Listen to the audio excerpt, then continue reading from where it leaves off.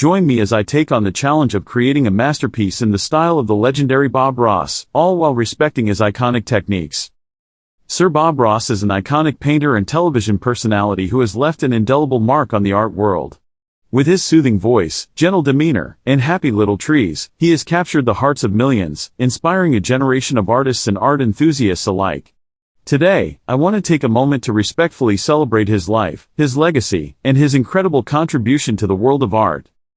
I think it's fair to say that many people have a misconception about Bob Ross.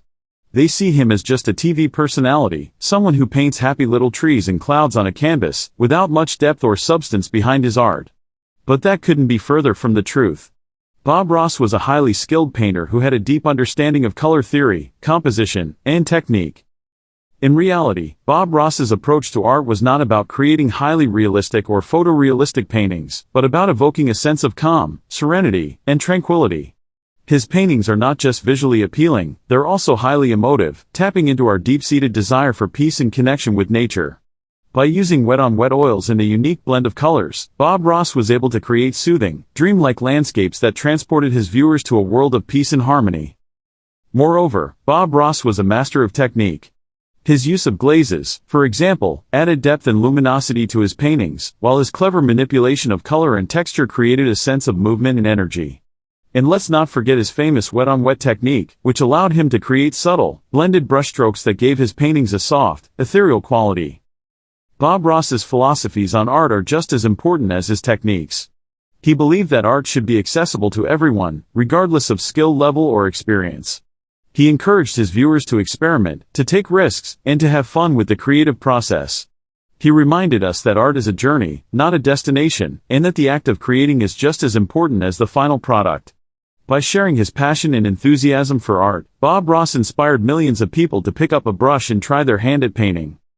One of the most remarkable things about Bob Ross is the impact he had on his viewers. He didn't just teach people how to paint, he also taught them about patience, persistence, and self-acceptance. He showed us that it's okay to make mistakes, that it's okay to take our time, and that it's okay to be imperfect.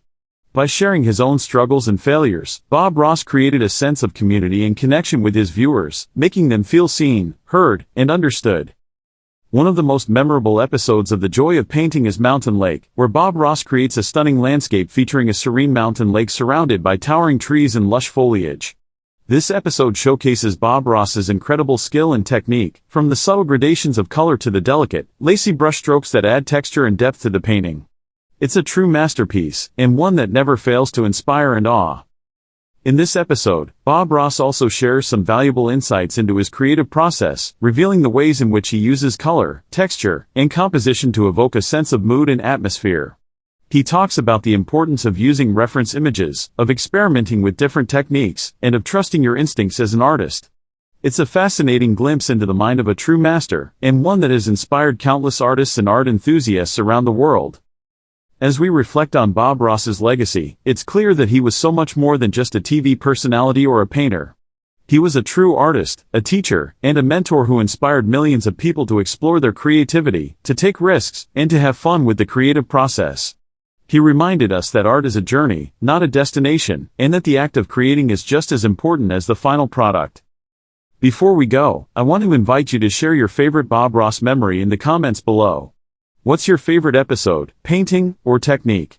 How has Bob Ross inspired you to explore your creativity and take risks? Let's keep the conversation going and celebrate the life and legacy of this incredible art. And don't forget to check out my other videos on art and creativity. But this time, I'm only using my fingers. I'm super excited to embark on this unique challenge, but at the same time, I have to admit that I'm a bit apprehensive about how it's going to turn out. Can I really replicate the iconic style of Bob Ross using only my fingers? I mean, he was the master of happy little trees and clouds, and I'm over here wondering if I can even get the paint to stick to the canvas without a brush. But, I'm always up for a good challenge, and I'm curious to see how this experiment is going to unfold. Replicating Bob Ross's style without traditional painting tools is going to be tough. I mean, think about it, his whole shtick was about using big, fluffy brushes to create those soft, sweeping strokes that gave his paintings that signature look. Without those brushes, I'm going to have to rely on my fingers to create the same effect, and that's a whole different ball game. The first hurdle I'll have to overcome is getting the right consistency of paint. If it's too thick, it'll be hard to spread around with my fingers, and if it's too thin, it'll be difficult to control. Then there's the issue of precision. How am I going to get those delicate little trees and branches with just my fingers? It's going to take some experimentation and patience, but I'm up for the challenge.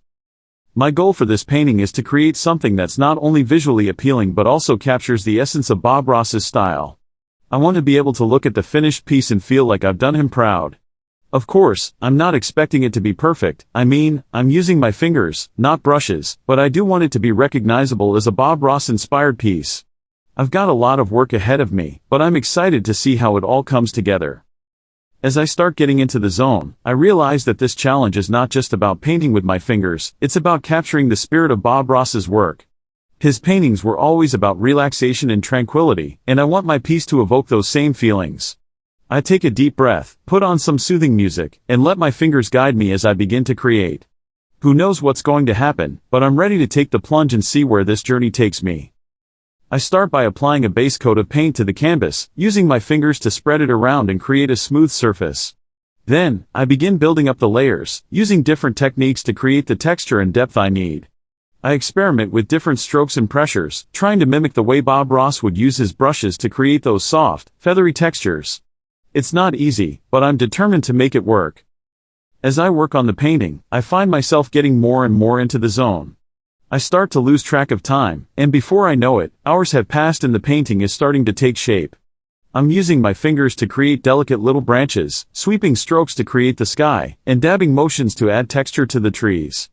It's a slow and laborious process, but I'm loving every minute of it. As I finally step back to take a look at my finished piece, I'm taken aback by how it's turned out. I mean, it's not perfect, there are definitely some imperfections and mistakes, but it's got a certain charm to it. The colors are vibrant, the textures are interesting, and it's definitely got that Bob Ross vibe going on. I feel a sense of pride and accomplishment, knowing that I did this all with just my fingers. Looking back on this experience, I've learned that painting with your fingers is all about experimentation and adaptation. You can't just pick up a brush and use it, you have to get in there and get your hands dirty. It's not always easy, but it's definitely worth it. Painting like Bob Ross with my fingers has been a unique challenge, but it's also been an incredible learning experience. Thanks for joining me on this journey. If you've got any thoughts on my finger-painted masterpiece, be sure to leave them in the comments below. And if you've got any suggestions for future challenges, I'd love to hear them. Don't forget to check out another video on my channel, and I'll catch you in the next one.